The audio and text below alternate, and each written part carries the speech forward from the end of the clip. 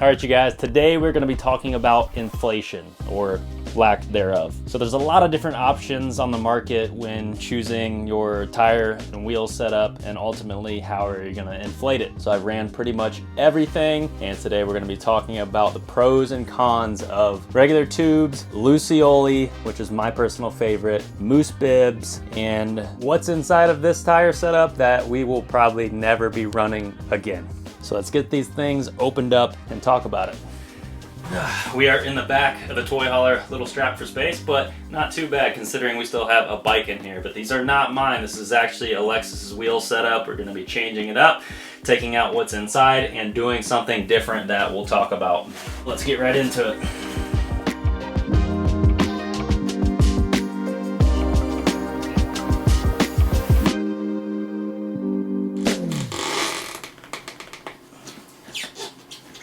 Oh my God. That's what I get for cheaping out. What a fucking joke.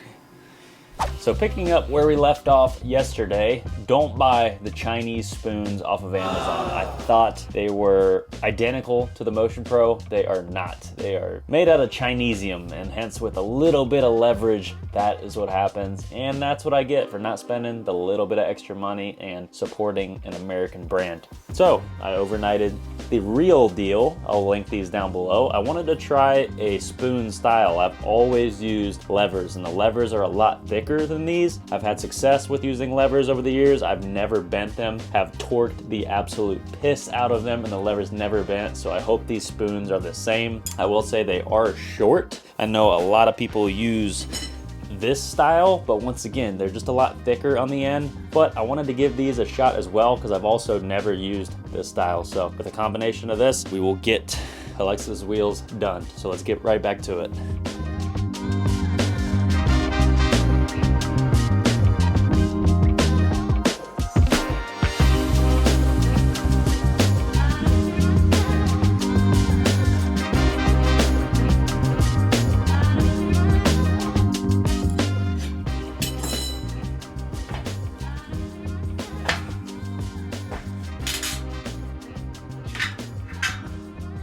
This right here, this is the setup that we will never be running again. And this is the tubeless system. So it uses this bladder here in the center to push the red portion against the bead, creating a seal, essentially making your tires tubeless. Now, a lot of people swear and love this system, but I will tell you why it isn't for us. It is finicky. You are constantly having to check your pressure before a ride, which some people will do that anyways, regardless of anything else we're gonna talk about. We are just not those people. We go on spur of the moment rides. We like to just hop on the bike and go, and a traditional tube, or what we'll talk about here today, you don't have to do that. 9 out of 10 times that I check the pressure, they're gonna maintain. Versus this bladder has to be set to 120 PSI, and just like road bikes and other things that have those high pressures, they will leak down, and then you have to fill it up, or you will lose that seal against the bead. Also, if you don't take the proper steps, you're not using a fresh tire, you don't have a clean wheel, sometimes you will just not get a good seal to begin with, and the low pressure side of the chamber will also leak out. And we've found both of those to be an issue. Just a hassle overall, but if you don't mind checking the pressure every single ride, then maybe this is a good option for you, because it is cheaper than my go-to setup, which we'll talk about next, which is the Lucioli. I have found this to be the perfect option for me. Now what this is, I don't want to call it an ultra heavy duty tube because that's what we have over here. This is an ultra heavy duty tube. This is an uber heavy duty tube. This is the heaviest duty on the market. This is 7 mil thick. And with that comes some weight. So that's another thing to think about. This whole system is significantly lighter than this. So you have a lot of unsprung weight with this. We weighed these out, and I believe they're around 7 pounds. With the less powerful bikes, I kind of feel like I notice a difference with the unsprung weight. For motocross, it's definitely a no. It's a little too heavy for that. But if you just want a super robust setup, you're not jumping, you don't want the lightest weight bike possible, this is bulletproof. Now there is one thing that I'm missing here that some of you are probably like, where's it at? Mousse Bibs. I personally am not a fan of bibs. I don't run them.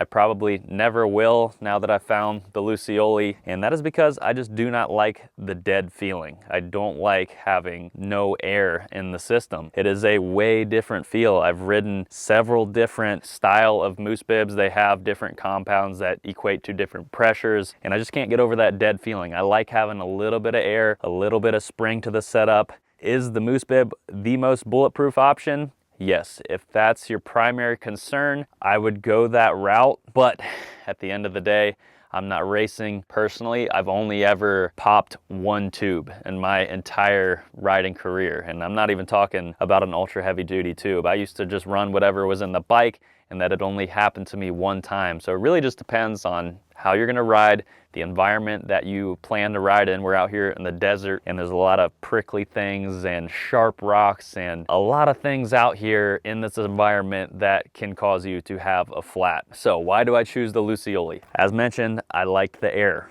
over the Mousse. You can still have a really robust system, but have a little bit of spring with the air. You can safely run these down to around 2 PSI. And with the thickness of the tube, it almost acts like a Mousse itself. So if by some freak chance that you did pop one of these, it will still keep on the bead because these come with 2 rim locks. So not 1, 2 rim locks on the tube itself. So this locks it onto your wheel, keeps the bead on. So even if you were to pop one of these, your tire is still gonna stay on the bead and you'll be able to get back to the truck. You would literally have to do something insane for that to happen, or not properly maintain these, because these do need lubed like a Mousse Bib for maximum life. But yeah, I found out about these last year. They are made in Brazil. They are a little on the pricey side, but I've ridden probably over 100 hours with one of these, and as long as you lube them, they're gonna last. Multiple tire changes, multiple different bikes. If you want an extremely bulletproof setup, I'm talking I use this for dual sport rides, hard enduro. It is super versatile in the fact that you can do that all. You can set your tire pressure versus the Mousse. Just not a big fan of the dead feel. Yes, they get really good traction, but they're a little bit more maintenance. You have to lube those as well, and you'll have to drill them out sometimes if you wanna drop the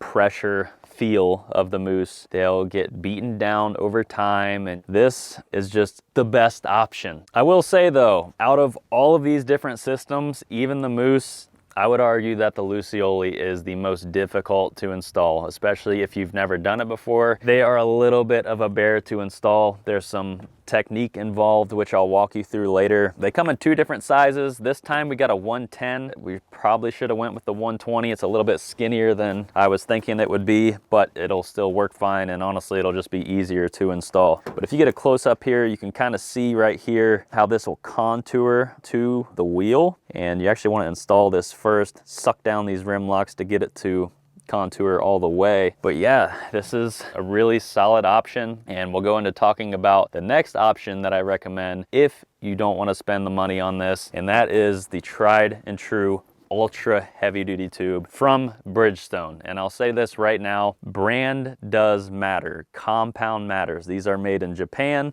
They are not made in China, and that is a very big difference. So these are a really quality 4mm thick ultra heavy duty tube, less than half of the cost of the Lucioli. So if you're on a budget but you still want something rock solid, you like air, you don't want to run a Mousse, I definitely recommend this. Now this does not have the rim locks like the Lucioli did, which is a really cool feature. So I would recommend running a rim lock to keep your valve stem from ripping off. So that's a big thing. When you drop the pressure, your tube can actually shift on the wheel, and the biggest way to prevent that is running a rim lock. Not only one, but you can also run 2 rim locks. I mean, you can run as many as you want, but realistically, if you're going to be dropping pressure with this setup, I might recommend running 2 rim locks just to make sure it's solid. And you can also put slime in these. I really wouldn't worry about it with the Lucioli, but out here in the desert, you get one of those cactus barbs. It is still possible if it makes its way through the carcass of the tire. That's another thing. You should be running a tire specific to your environment, but if your tire is worn down, pretty beat, you can get one of those cactus barbs, all the way through. That could end your day, versus if you ran some slime, a heavy duty, high quality mountain bike slime, that's gonna plug that pinhole up, it's gonna dry as you're riding, it's gonna create a new seal, and you'll be good to go for a number of hours. So definitely recommend this. This is actually the setup that we're gonna be running in Alexis's bike. Also, I should mention, she's only 100 pounds, so that's a big deal too when we're talking about pinch flats and any other kind of punctures. If you're on the bigger side, loaded down with gear, water, I'm probably pushing 230 pounds. Versus Alexis, she really doesn't have to worry about that as much. So I think this is just gonna be a solid option for her. We're not gonna be having to check the pressure every single ride, especially out here in the desert. During the day, you can get up to 90, 100 degrees, and then during the night, it's in the 40s. So that temperature change fluctuates the pressure, and especially with the Tubliss, it is just a lot of work. So we're doing the UHDs from Bridgestone and Alexis's setup, and I'm gonna be running the trusty Lucioli. I do have a discount code, so go ahead and go over to lucioliusa.com, pick up a set. Highly recommend. If you have run these, let me know your thoughts down in the comments below. Don't just hear it from me. A lot of people are running these, and I think you're gonna see a lot more of the Lucioli in the future. But yeah, I think that's gonna wrap things up as far as talking about tubes and different inflation methods. I can't think of any other options. I mean, along with the Mousse Bibs, you also have the Mousse balls, which you can add and remove balls as they wear down over time. I think the install might be a little bit easier with the balls versus the bibs. I just don't think, for the way that I ride and our lifestyle, that I would ever do Mousse. Never say never, I guess. The Lucioli is my go-to for now. If it's gonna be on a bike where I'm not doing a lot of hardcore stuff, then I'd probably just throw one of these UHD tubes. I will have links to everything down in the description below. I don't want to make this video sound like I'm completely bashing on the Tubliss system, because for how much these weigh and the fact that you can also plug them, that's something that I should mention. You can use tire plugs and do a trail side repair without even taking your wheel off. I mean, you can plug this like a car, like a tubeless tire. So that is a benefit of this, but for us, just the constant checking of pressure, I don't want to say anxiety, but just worrying about leaking out. It was just a little bit too much to deal with, and they're not cheap at the end of the day. I think just the rear is around $80. So by the time you buy two, for me, you might as well just spend a little bit more money and go with a Lucioli setup that's going to last you for a long time, and you don't have those same issues with getting the bead to set. And if you ever want to run a used tire, you know, if that bead's chewed up at all, you're not going to get a good seal. So those are all of the options that I've ran and tested over the years. I'm sure there'll be some people that will agree and some people that will disagree, but thankfully that's what the comment section is for.